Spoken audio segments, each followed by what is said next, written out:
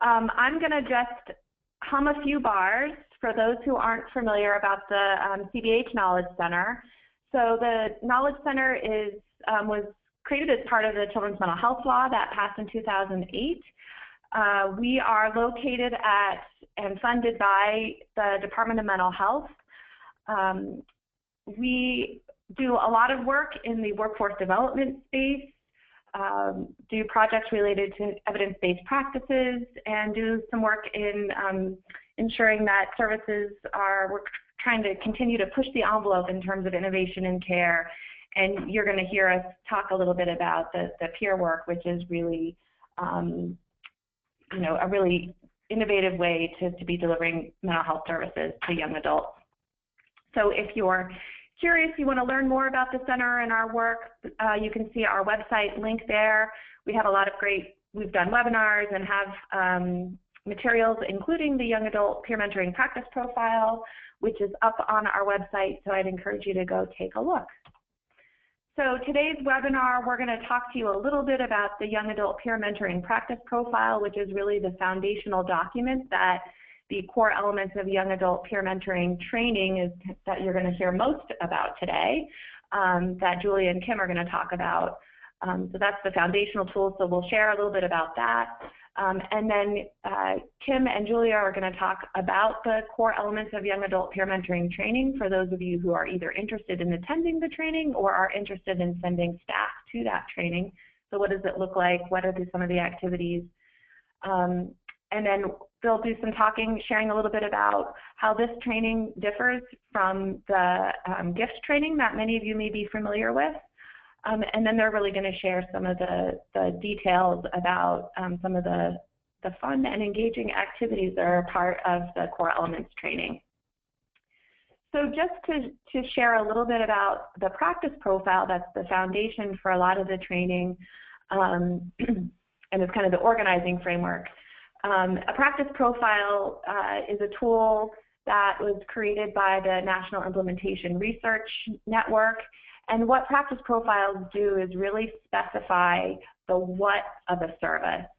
So what do the people who are on the front lines delivering that service, what does it look like at the level of saying and doing?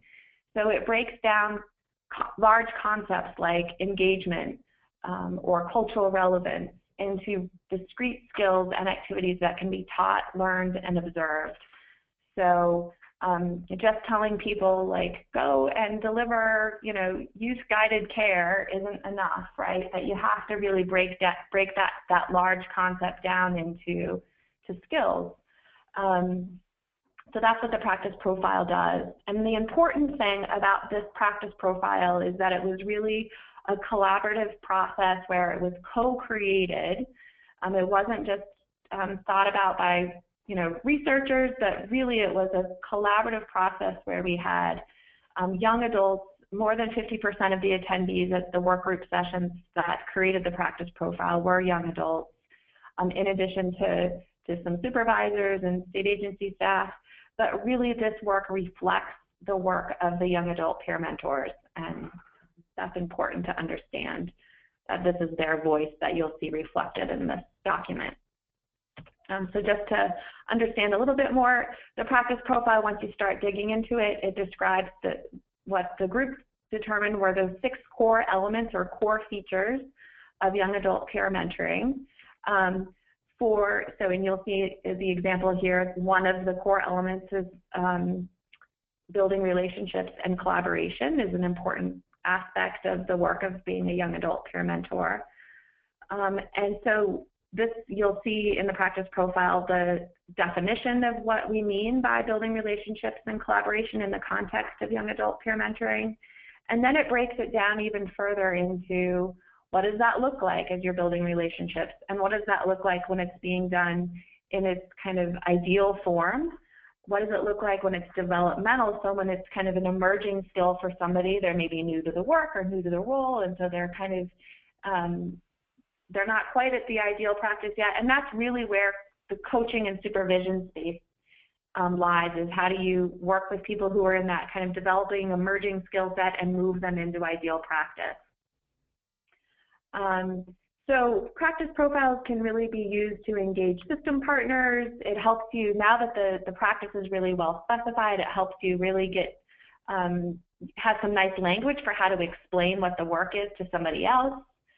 Gives people, it can be used to help create training documents. It can be used to help with hiring, helping people understand what their job might be, and that kind of thing. So there's a lot of applications for the practice profile.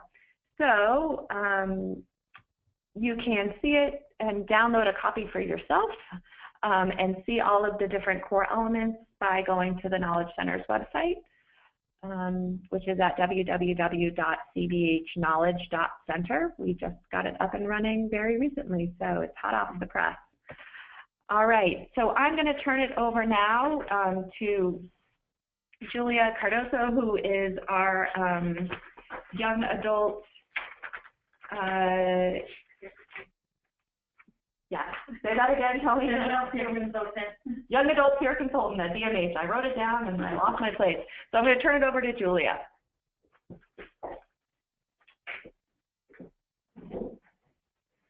Hi everyone. So the training goals for this core elements training is, the main goal is to define and describe the 6 core elements of young adult peer mentoring, and those are the elements that were determined during those work groups that all the young adults worked on, and other supporters. And they are practicing cultural relevance, building relationships and collaboration, supporting young adults' visions and goals, role modeling, promoting self-care, and demonstrating safe, ethical, and professional behavior. Another really important part of the training is to learn how to share their lived experience in purposeful and intentional ways using these core elements, learning how to share their lived experience within their roles as peer mentors. Now I'm going to turn it over to Kim to talk about the difference between gifts and this core elements training. Thank you, Julia. Just to clarify, my name is Kim Bissett. I kid if it's not Scottish, it's crap. Depending on the age range, I know we have a large age range of those listening to us. If you remember that Saturday Night Live skit, many of the young people in both my trainings actually don't know that Saturday Night Live skit, so we're actually going to play it in one of our upcoming trainings. So that's a question I get a lot, is what is the difference between some of the different trainings? 2 of the primary trainings that I do, one is the core elements training, which is the focus of today's discussion. And really that's a 3-day training for young adults who are already employed, who want to really learn how to focus their skills, how to tell their story in an intentional way, and how to integrate these 6 core elements that Julia spoke about. They're broken down and they're explained so that people really understand, well, what does it mean to build a relationship? What does it mean to practice cultural responsiveness? How do we do that? It's one thing to say we're culturally responsive, but it's a whole other thing to really apply that, to really understand and apply it. So we do a lot of interactive activities. The core elements of peer mentoring training is only 3 days, and it's restricted to young adults who are already working. So we have 2 requirements for that training. You do need to be in the young adult age range, and you also need to be working. The reason for that is in the GIFT training, which stands for Gathering Inspiring Future Talent, and that is for young adults aspiring to be peer mentors or for other careers. And that's a 15-week training, and that's 75 hours. And we spend a great deal of time on engagement of the young adults. We use video, we use a lot of different strategies, and we help the young adults identify what are their strengths and how are they going to contribute them to the community. So some of the young adults in that go out of that training and they become they work in bookstores, they work in restaurants. A good majority of them do end up in the peer mentoring field, probably about 65%, but we do leave that open for other careers, other developments. There are 3 main components to that training. The first is called peer mentoring, where that is similar to the core elements, where we do the peer mentoring, what are the guidelines, what you can do as a peer mentor, can you loan your peer mentor, the person you're peer mentoring, money? The answer is no, which all your supervisors know. But it's peer mentoring and communication 101. Then we also do a core gift, which is identifying who you are and how you're going to contribute it to the community. That's an ancient tradition that we've gotten permission to train people in. And then we do career development, which is the resume, the cover letter, the interviewing skills. We bring in employers such as NFI is coming to our gift in Worcester. They have several open positions and they want to hire people. So the focus is very different. Again, gift training is a lot of engagement, a lot of identifying strengths and how they're going to contribute to the community. The core elements training, which we're focusing on today, is very specific. It's a 3-day training. Julie and I are the primary trainers, and it's we're timed out to the minute training. It's very engaging, but it's really focused on young people who are already working, who we want to deepen their knowledge of the 6 core elements, and really sharpen their comeback story, teach them how to do the comeback story. So I hope that clarifies, because that is a question I get a lot. And certainly if you have other questions, you can email them in and we will address questions at the end. Next, we'll talk about the training structure. So it is a 3-day training, the core elements of peer mentoring training. All 3 days are required because it's a short training. People kid sometimes that I'm a little lenient, but the 3 days are required. If someone does miss a day, in order to obtain a certificate, you need to go to another training in a different location, which we have had people do. So we know life comes up, people get sick, or they have to care for a child or an elderly person. You do need to take that exact day in another location. We do them across the state. It might just be a little bit more of a drive for you. Each day introduces 2 core elements and provides opportunities to practice and enhance the skills in peer mentoring. And we'll talk more about that in depth, about how do we link the core elements. Very much the core elements, I feel, are the critical pieces that people do need to know in peer mentoring. But again, not just talking about them, but understanding them in order to apply them. So next I'm going to turn it over to Julia for the next slide. So part of how we incorporate the core elements is through these 6 training activities. And each one of these activities is intended to support a key training objective and also to support learning about these 6 elements as well. So the activities are learning how to frame your comeback story. There's many different formats that we use and strategies and techniques. There's an engaging communication strategy activity. There is a development of the elevator speech. There is an awkward questions activity, supportive affirmation, and then we also have core element scenarios and role play. And all of these activities we're going to get into more detail. Thank you, Julia, very much. So one of the core pieces of this core elements training is to really help young adults share their comeback story. And therapeutic mentors or peer mentors, one of the key pieces is to be able to share their lived experience in a purposeful, intentional way to inspire hope and to motivate other young adults. I just brought in a young man to one of our trainings, and he has experience in the criminal justice system. And he talked about having that experience and going on to have a job and going through youth build and being very engaged. And a young woman in the back was listening to his story, was like, wow, you're in human services and you've been in jail? And he was like, yeah. She said, I didn't know I could still be in human services. That was my dream. And he very much was like, you can do it and we can help. And he said the trainers can help and there are ways that you can apply yourself and get into programs, and this training is a good first step. That's an example from the gift. But it talks about how important the comeback story can be to a young person who is struggling to see someone who is doing what they want to do, or who has come back from a trauma, like many of the young people that we work with have gone through, or any kind of lived experience, whether it be in foster homes or having a different cultural background. I find that whenever you bring in someone to share a story with young adults, it's transformational. It's really powerful. And being able to share the comeback story with these certain criteria.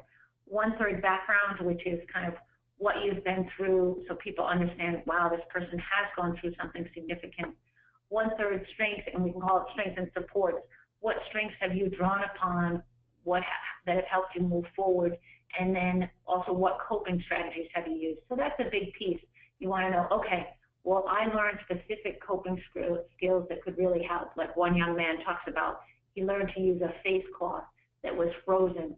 And when he got really stressed, he would literally pull apart the face cloth.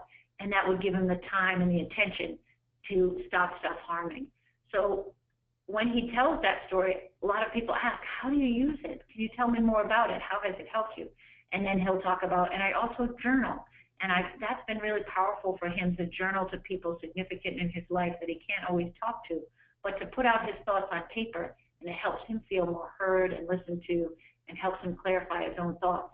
And when he shared that, other young people in the room were like, wow, I would try that. That sounds really powerful. Another young woman talks about she journals to her friend, and then they swap journals, her best friend, and they really have gained a lot of insight about one another and about themselves through that process. People are like, wow, that's cool, I'm going to try that. So it's really those kind of ideas around strength and support. If you can think through what coping skills, and a lot of young adults don't realize how many coping skills they utilize on a daily basis. Could be as simple as drinking tea, but to share that with other people. And then the hope piece is so important. That really is the most significant part, to leave people feeling with, okay, I've been through these things, I've engaged these strengths, I've engaged these supports, and now I'm going to give you hope because I am now working. Like the early example I referred to, like I have been involved in the criminal justice system, but now I'm working and I'm well respected and I'm enjoying what I do and I have my own apartment. When the young man talks about that, people sit up, they listen, they lean in, they're excited to hear those pieces. So there's many different ways you can share your comeback story. There's really no wrong way as long as you go by our guidelines. Like one of our guidelines is no war stories. So if you have self-harmed, you cannot detail out how you self-harmed, but you can certainly share you've gone through self-harm and these are the coping strategies that helps you overcome that particular challenge. You can share it in any way you would like. You can do spoken word. I have a young woman that does a beautiful spoken word about her story. It's incredibly powerful. I have a young man that raps. He actually changed the rap. It was a lot of swearing. We don't allow swearing in the gift. That's one of our comfort rule agreements, or in the core element training. But he changed around the rap, and he told his whole life story through a rap. We give people a lot of support on how to create their comeback story. So people we have questions that they can answer. They can create an outline through it. They can do a bullet format. This U format, we call this, that you can see people can define it by critical moments in their life. You kind of start when the challenges began, and for everyone that can be different. Some people it started in childhood, some people in early adolescence, some people in college is when their mental health challenges arise. And then they're kind of more critical moments. If you go down in the U, then the critical moment 3 is really rock bottom where people hit, and then kind of how they build back up. Of course, this is a U. For many people, it's a roller coaster. If I could draw on a sheet, it would be kind of a roller coaster. So some people have more than one kind of rock bottom or more than one challenging down point, however you would like to phrase it. So everyone's kind of experience is different, and we certainly validate that.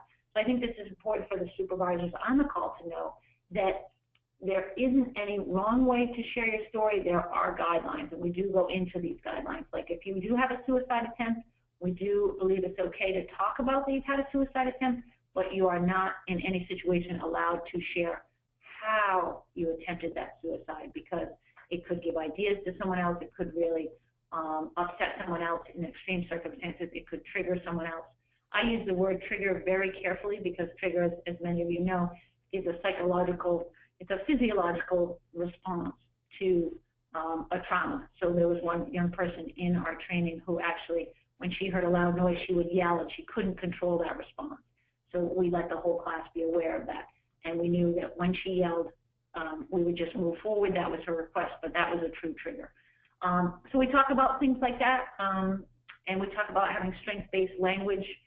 We have guidelines in the comeback story around if you speak well of someone, you can speak well of your case manager, the janitor. We had a janitor make a huge difference in one of our young people's lives. And a place, you can speak well of McLean Hospital or wherever you went, but you cannot name the place poorly. So we have a lot of criteria around that. But in general, young people are very excited to learn how to share their story and feel we set the stage to empower them so that they feel they can control their story, how they share it, and they've thought it through, that they don't have that kind of overshare moment when you're like, ooh, I said too much, and now I feel, ooh, I'm out there, I put myself out there too much. So this training has helped people avoid that piece and also really set the stage to empower the young people that they're working with. So now we'll go on to the next slide. This is, I'm a motivational interviewing network of trainers. It's called MINT. It's the highest level they have thus far of the motivational interviewing. And what I've done is I've worked with a lot of different people from DMH and all over, really all over the world. I was trained in Canada for the MINT. And I tried to distill down pieces of, so again, we're not teaching motivational interviewing, but we've taken pieces of motivational interviewing that we would find to be helpful, some of the pieces of that. So we go through we've called it an engaging communication strategy, teaching young adults to listen, understand, validate, and relate. So I think the best way to understand this is I'm going to give you two different examples. The first example is one of our students who went through the training, and she said, Kim, I know we practice that listen, understand, validate, and relate, but it really works. And I was like, whoa, okay, tell me the story. And she said she works at a grocery store, and there was a young man that came in, and he was very distraught. And he was kind of a regular customer, if you will, and he experiences developmental challenges. And he was very upset. And the store manager was getting ready to usher him out. And she said, well, wait a minute, let me talk to him. And so she really listened to him. She tried to understand what the problem was, and he was very concerned about his friend that was homeless, and something had happened in the store. And she validated that if I had a friend in a similar situation, I would be extremely upset, and how would we help you move forward with this situation? And through that process of really listening, understanding, validating the gentleman's concerns, he went from being completely upset and overwhelmed to, okay, I think we can formulate a plan. And the manager actually stepped back during this whole interaction and watched it, and later approached this young woman and said, I was really impressed. You really work with customers. You really work to be attentive to their needs, and I'm going to recommend you for a promotion. I'm going to say results are not typical. Not every person will get a promotion using these skills, but it was a really powerful story, and she came back and shared it with the group. So just helping people to kind of identify their communication patterns. We talk a lot about not one-upping the young adult, really kind of figuring out why they're so upset and trying to understand. And even though lived experience, we make a big deal about, and I know supervisors, you understand this, we make a big deal about, well, you really have to have lived experience, and there are rules around how we can ask, right, when we interview, do you have lived experience? But for me, absolutely, lived experience is an essential trait, but it has to be used very skillfully, and it has to be used after you really understand where the person is at, and that's an important piece. So I'll give you one more example of a young person who went through the training. They went home and they said, Mom, you know, oftentimes I complain about my work and you try and give me solutions. And even though I value your opinion, I really just want you to try and listen to me. We learned this in our class. I really just want you to listen, understand where I'm at, try and know where I'm coming from and the frustrations that I experience at work. But I really like my job and I really enjoy working there. But I need you to validate that some days are just hard, and that, you know, interacting with all different people at different points can be very challenging. And maybe you can relate to your job when you can, but relating is kind of the icing on the cake, as I would see it. Really a critical factor, but only after the first three things. And the mother, to her credit, was like, wow, I think you're right. I think I do jump to solution mode. And I know I'm guilty of this. I'm raising my hand here. You can't see me, but I'm guilty of this sometimes. When someone comes in and they have a problem, you really have to kind of put on your mode of not fixing it, right? And sometimes we're all fixers in human services, right? But we want to take the time to take a step back. So we actually do a lot of fun interactive activities regarding this. I just had a training call with several of my trainers that are going to join Julia and I. We have different people coming into, depending on different locations, to tell their comeback stories, to share their experience, and to enhance the training experience that Julia and I will bring to the young people. And one of the critical pieces is being able to do kind of these fun activities. One activity we do is we actually have a young person present a problem, and we say, and now you're going to leave the room. And they go, what? What do you mean I'm going to leave the room? And we said, doesn't this happen sometimes, where a team will decide what the young adult should do without them being either physically present or without them having a big say? And people are like, oh, that's true. And so they leave the room, and we quote unquote fix the problem. We brainstorm it, we put it up on the board, and then the young person returns to the room. And they're like, no, I wouldn't believe in that solution. I wouldn't believe in that solution. No one asked me. That's incorrect. That's incorrect. And it's a really great way to bring home the point that, you know, you really have to engage the person in the solution.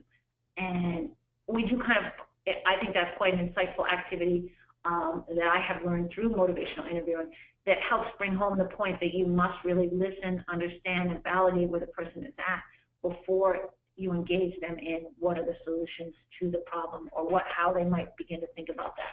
We do a lot of pros and cons with the people, so a lot of hands-on tools that hopefully the person can walk away with, and you as supervisors could help to support them in using and take them to the next level. My goal is that the young people, my trainers will tell you this, hopefully if you speak to them, they'll say, my goal is for them to understand the material so well and the exercises so well that they make it their own and even make it better than I would because they're adding their own lived experience and their own unique skills and talents to it.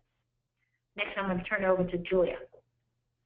So another activity for this training is the development of an elevator speech.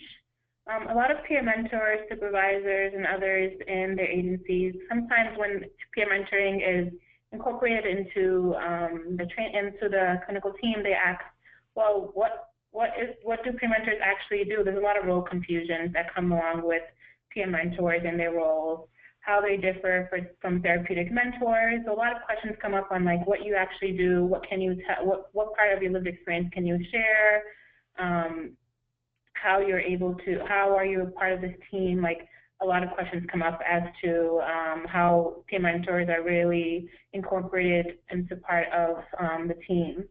And part of the elevator speech is to really help. There's an example of this up here, and it's to help peer mentors to really learn how to be comfortable explaining their role and help them, and practicing this activity can help them become more comfortable in learning how to really advocate and really say, I'm a peer mentor, this is what I do, this is how I can be helpful as part of this team, this is how I can help young adults.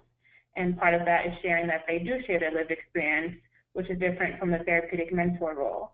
So this activity could be done maybe in groups or one-on-one or with a pair, but really sharing. Let's develop our elevator speech and see how we can explain it to a parent, to a young adult, to a clinician, to anyone else that you're going to be working with as you work with a young adult in these cases. So this is the development of the elevator speech. Great. Thank you, Julia. And just to add on to that, one of the biggest challenges that the mentors have said is that the colleagues and sometimes don't understand their role, or the parents. Like sometimes their colleagues will say, oh, go meet with the peer mentor. They do the fun activities, or they get you out and they do different things. And it is really a goal, as all you supervisors hopefully are aware, it's really a goal-oriented activity. And we clearly identify the role. And once you clearly understand your role, then you can create kind of, your elevator speech around it so people can understand. And if we help them, it's like trying on clothes. We help them feel really comfortable with how they explain their role. And we found that when people clearly understand what they're here to do, they're here to work with them around the goals, that it goes much more smoothly. And even the colleagues are appreciative of it if they can be clear on what their role is and explain it to the parents or anyone who's engaging in the team. Like when a team works together much more fluidly, everyone is happier and everyone can more fully support the youth in a way that makes sense. So that's really our goal. And we found that I've had several people in the feedback from, would you do a detailed evaluation? And people said this has been very helpful for them to be able to, wow, now I know how to explain my job. It's a hard piece. So next we'll talk about another hard piece, is awkward questions. Young adults, we talk about in our training, young adults really don't want to intentionally push boundaries, although a few, if we be honest, a few do like to do that. But most young adults are really trying to figure themselves out. They're trying to figure out who they are and what they bring to the table, and they ask awkward questions all the time. If you've thought through the awkward questions, you're much more well prepared to handle them. For example, are you dating anyone? I kid with the young adults, I'm older and I'm boring and I'm happily married for many, many years with a couple kids. But how do you handle these questions if you're more in transition, if you're dating people, and how do you answer these questions? Another awkward question is, how old were you when you first had sex? Whoa, that's a very awkward question. Where do you go out? That can be particularly tricky because some of these young adults hang out in the same places as the peer mentors. And what do you do if you see someone out? How do you handle that? What if you see a young adult out drinking? How do you handle that, especially if they're below age? Or they may be wearing a monitor. We have one of our young adults who wears a monitor. Do you do drugs? Have you ever done drugs? Do you drink? Who's your therapist? I might want to use your therapist. So there are a lot of boundary things on there. And if you haven't thought through these questions, another one is, what's your view on gay marriage? So we actually do skits on these. And they're one of the days that people really think is the most fun, and you can hear the laughter down the hall when we teach these. So we actually do skits. I have the two trainers, it's usually the two trainers do a skit around how they would handle it. We do a bad one, you know, the ridiculous way to answer this question, like, get out of my business, you don't belong there. And then a thoughtful question around, I can see where you might be interested in that, but it's a really awkward question. So I'll walk you through one example, and it's a true example from one of our peer mentors. We'll call him Steve. That's not his name, but we'll call him that. So one day, Steve, and he's a young man, and he was a young man of color, and he was working with a young woman, and the young woman came up to him and said, Steve, what's your favorite sexual position? And Steve told me the story, and again, he's a young man of color, and he said, get my dirt sheet white, I didn't know what to do. But he said, I remembered the training, and I took a deep breath, and I was like,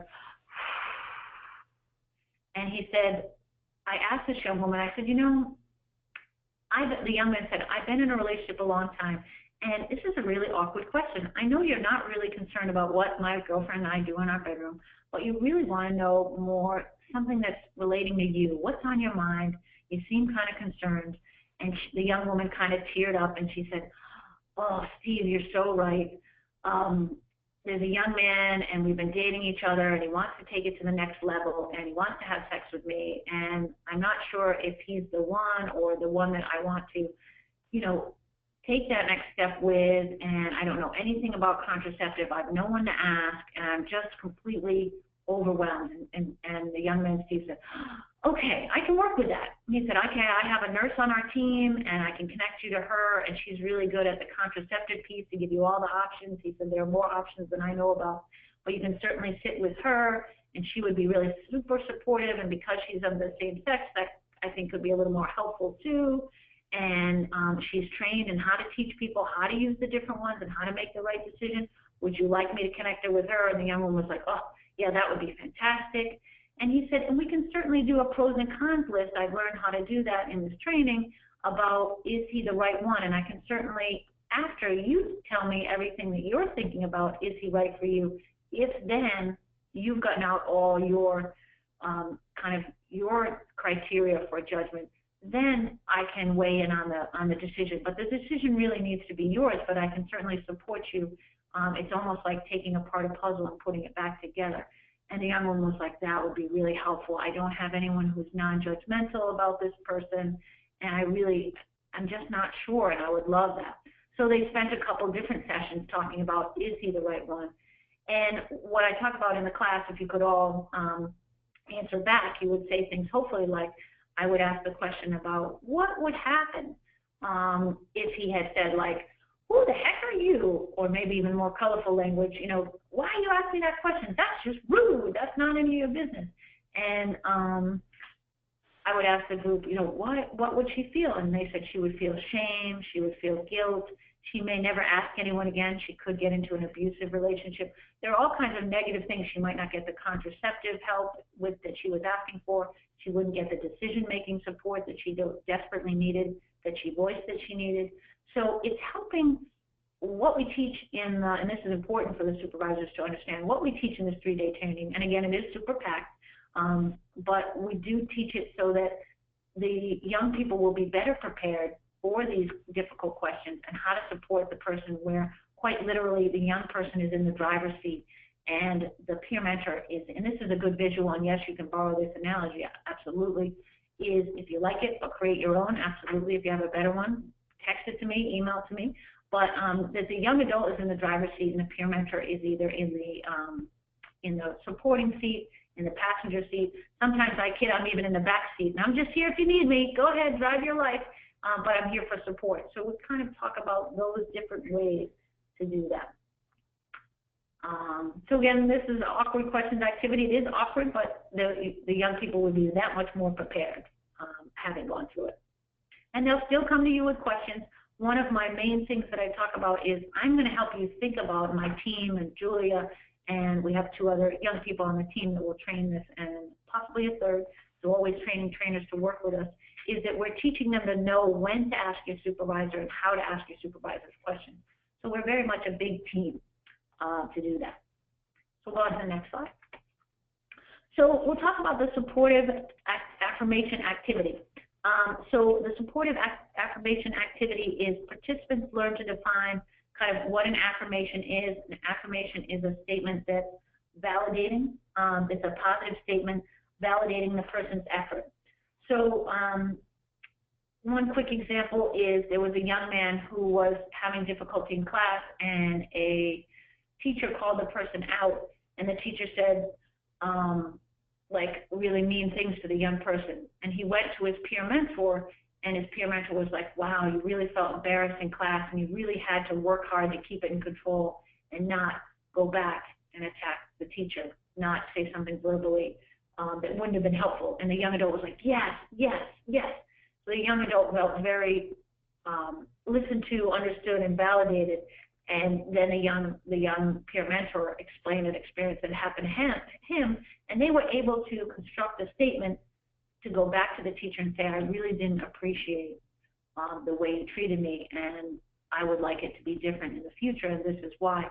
And they were able to have a constructive conversation around that.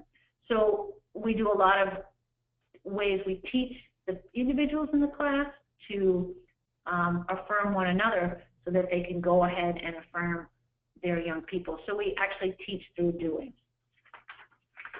Next, I'll turn it over to Julia. As we said in the beginning, each day of the training, there's 2 core elements that we focus on, and to support this, we also work on scenarios and role plays. So there's scenarios that are developed for each core element, and each one is either represents ideal practice as a peer mentor, developmental, or insufficient. This example is one of core element number 1, which is demonstrating cultural responsiveness. And this is an example of what might come up as a peer mentor is learning about cultural responsiveness. And in this example, young adult is telling the peer mentor, well, this is a pronoun I want you to use, and the peer mentor is like, well, I don't really feel comfortable using those pronouns. And so part of this activity is we go through the role play, and we discuss, like, is this something that you would do as a peer mentor? How would you have done this differently? Would you agree with how this peer mentor reacted? And we kind of have a discussion of, like, how would you handle the situation in your own role as a peer mentor? So we can have real life examples and, like, things that really come up in the peer mentor role. And there's a scenario for each one of the core elements. There's ideal ones, developmental, insufficient, and this is a really great way to really practice what might come up in the role, and also have discussions on, like, how would you handle things that come up like this within each element. And next, we're going to talk about some more training information. All right. So thanks so much, Julia and Kim. So just so you guys know where you can get information about the 3-day core elements training or other young adult related trainings, we hope to have some training on a regular basis for folks who are supervising young adults. So we'll be sending these things pretty regularly to folks. So you can, we'll be sending them probably through supervisors and through agencies. So hopefully it'll find its way, one of these invitations to a training, into your inbox. We'll be sending them through supervisors and program directors. So always ask them. They may be aware of some things that are going on. Or you can take it into your own hands and take a look at speakingofhope.org, where a lot of the young adult peer mentoring trainings will be posted. So you can be checking that calendar. That'll be updated, and for the supervisor trainings, we'll be keeping them posted under the training calendar that's at the Knowledge Center's website. So now I think Dee's going to facilitate a Q&A for folks who may have questions for any of the three of us. Thank you so much for that presentation and the overview. I have a couple questions that have come in. The first one, I'm not sure if you'll be able to answer, but I know you're not at this point in the presentation yet, but I thought I would ask before I forget. I currently began supervising a therapeutic mentor who disclosed his own diagnosis of autism spectrum disorder. He is interested in young adult peer mentoring, but he is in his late 30s. He would like to apply his own diagnosis to work with clients with ASD. Is there an age cutoff, or would this be appropriate? That is a really good question. Typically, agencies do prefer, and I just spoke with an agency that's coming into one of my trainings, they like young adults to work with young adults. So if he is in his late 30s and he's just beginning, and a peer mentor role, that would be a little bit challenging to begin, and that's the reality of it. Not to say he couldn't be in another role that could be very valuable working with young people. This is kind of a unique role that does attach ages to it, but as I say, a majority of the agencies, not all of them, so you'd have to check in agency by agency. But in working with transitional age youth in this peer mentor role, they do like the age to be pretty compatible, even though we will push this. I believe Marianne Davis, who is part of the research and transitions, she has an expanded age range of transitional age youth. Some people even go up as high as 35, but if you're starting in your late 30s, that would be challenging. I would do some career development and explore other roles, because we certainly need some wonderful role models who experienced ASD, and I actually was I did a conference at Mass Rehab, and some gentleman came up to me and said, do you know a resource for this? So it's really desperately needed. So I would check with some ASD resources and see what agencies specifically may take that on. And if they have trouble, they can certainly reach out to us so we can help you brainstorm. But I would look on the web to see what resources and what agencies, because especially if it was specific to that, there are a lot of agencies that are specific to that, and I think the young person would have a lot to contribute. Thank you, Kim. So another question, which is about, she was wondering if there's training for the agency or human resources available. Before, I just wanted to mention that there is a training that John Zellman and Vanessa Klodnick have available. It's a toolkit that they've done that you can find on the Transitions RTC's website, which I can send out the link to. And then I don't know if any of you know of any other agency level training or HR. Do they mean for supervisors? Was that specifically the question? Or for human resources around hiring? Okay.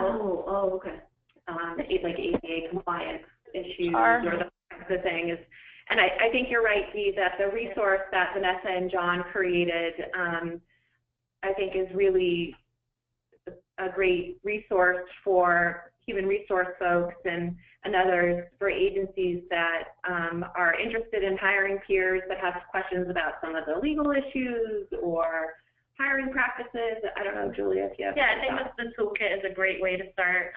There's a lot of resources there, so I agree with that. So the toolkit would be great. And the toolkit also points to a lot of other resources, so as they both said, it's a great starting point, and then also says other places to look into. Yeah. Okay, great. I'll send that out shortly to the group.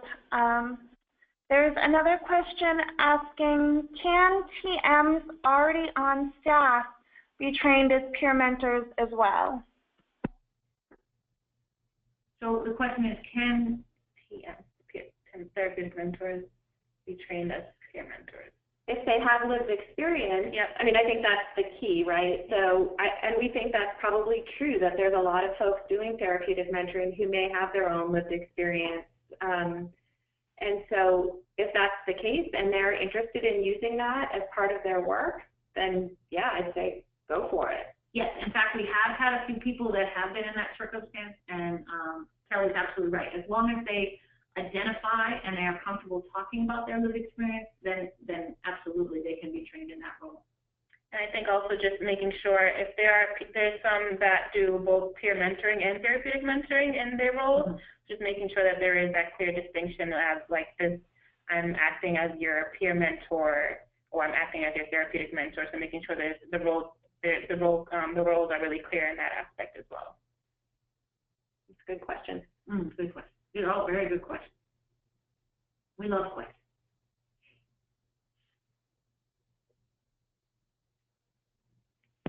Sorry, let me see.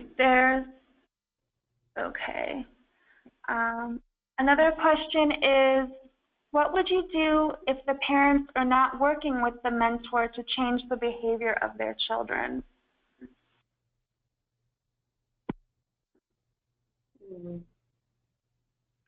I would say starting off with talking to supervisors.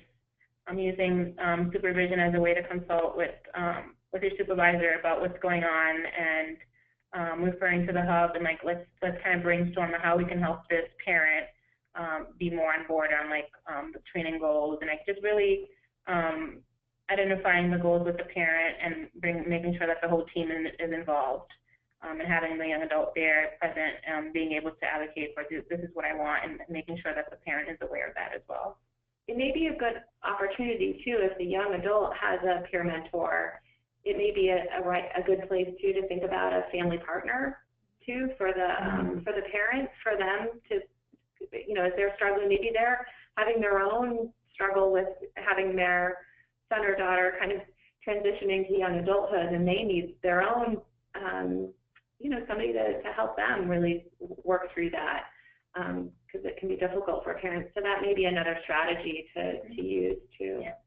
Yeah, no, I think those are two excellent points. And I think, yeah, even trying to take a step back and approach the parent in a lot of the skills that we've talked about here, trying to really listen to the parent and figure out, understanding why the parent might not want to support this particular piece of working with the peer mentoring, and then validating the parent's concerns, and how do you maybe reapproach that? Is it a cultural piece we're missing? Is it a, you know, there could be a lot of factors that we don't understand, that haven't come forward, and understanding, you know, if you really take a step back and really reapproaching it at partnership, being like, there's something I'm missing, going at it with kind of a beginner's opening mind to say, you know, how can we work together? Our goal, hopefully, is all to work together to support this young person, and trying to look for what's that missing piece, because we can miss that piece.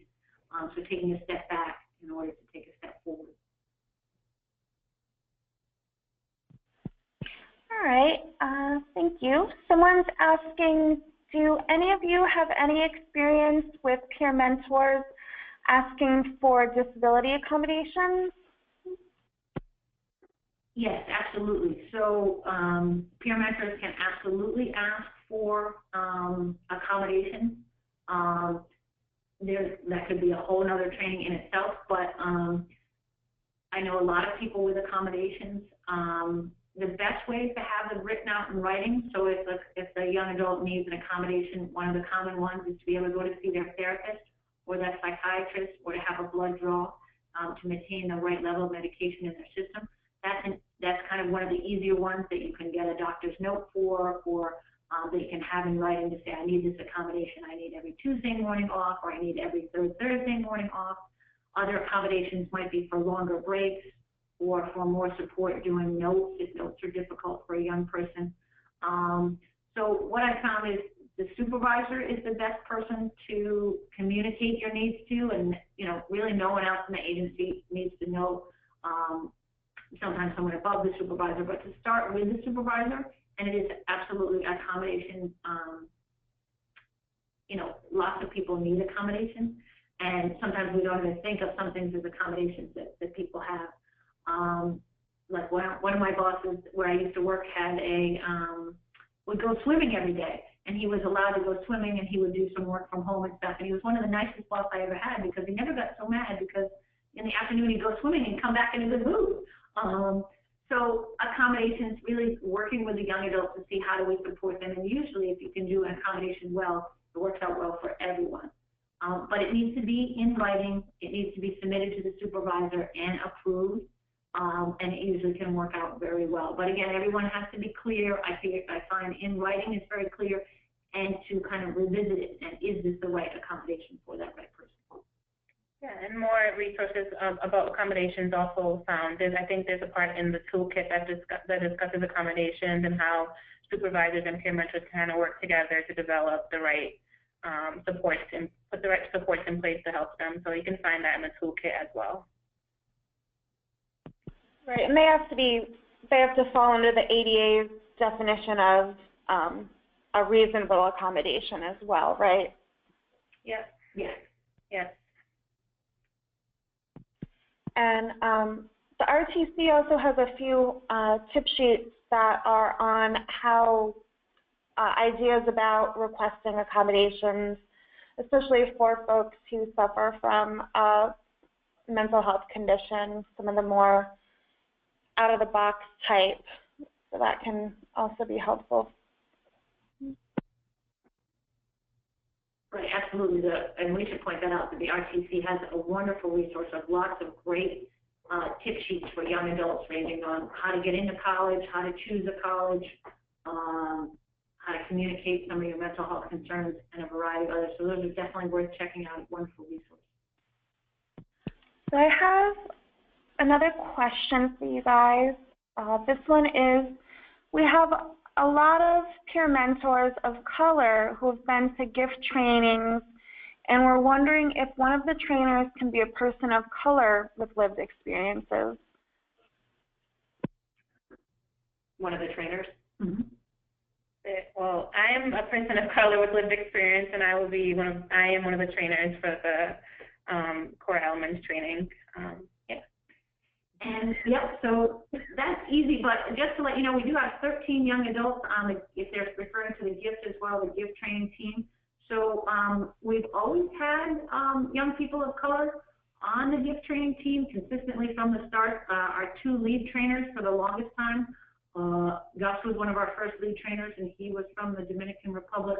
And also Rochelle Ramos, who's our fantastic lead trainer, is also from the Dominican Republic. So we've always made it a priority to have trainers on the team. The one challenge is sometimes we're at a different location, and not all the trainers can be present at every location. So right now, Eddie is in our Worcester location, Eddie Joplin, who's with Children's Friends and Family Services, and I believe he's also from the Dominican Republic. Yes.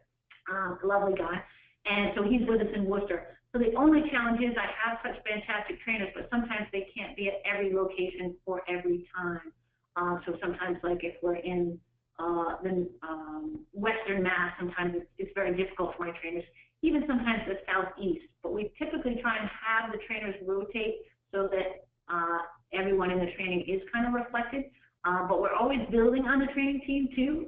So I have some young people that we're continually bringing on to represent the diversity. We also have a lot of diversity. We have a young man who's transgender. We have several young people who are identified on the LGBT, the gay, lesbian, bisexual, queer questioning spectrum of sexuality. So we're always identifying new trainers. We try to take a new trainer from each class, just so we always have younger trainers, and we also have trainers who are more seasoned. We have beginning trainers, co-trainers, and lead trainers. But also sometimes some of our fantastic trainers become so fantastic, like Manny, who's with You Forward. He can only be in the Lord's training, typically because he's so valued as at You Forward. So I hope that answered the question. But we do work hard to try and maintain diversity within the training of all different. We try and practice when we talk about cultural awareness and representation. But thank you, great question. I love that question, and I appreciate it. Thank you, Kim. So I don't have any more questions that have come in. If one pops in quickly, we may be able to get to that one, but otherwise, I don't know if there's any final words anyone of you would like to say. before we shut down for the afternoon? No, I mean, I think thanks to everybody who took the time today to be on the webinar. Dee, can you remind everybody where we'll post a link on the Knowledge Center's website to the webinar that'll end up being primarily hosted, I think, on the RTC website. But Dee, can you remind folks of your website and where it'll be? Sure. Yep. The slides and the recorded webinar itself will both be on the Transitions Research and Training Center's website. It's kind of a long URL, but it's www.umassmed.edu/transitionsrtc. And then from there, you'd go to our publications page and webinars, and you'd be able to find it there. I will have the link to where it should be found in the follow-up email that'll come out in a few weeks. And it'll be posted there, and it'll have closed captioning embedded. So if anyone is hard of hearing or deaf and needs to be able to read captions, that'll be available as well within the video.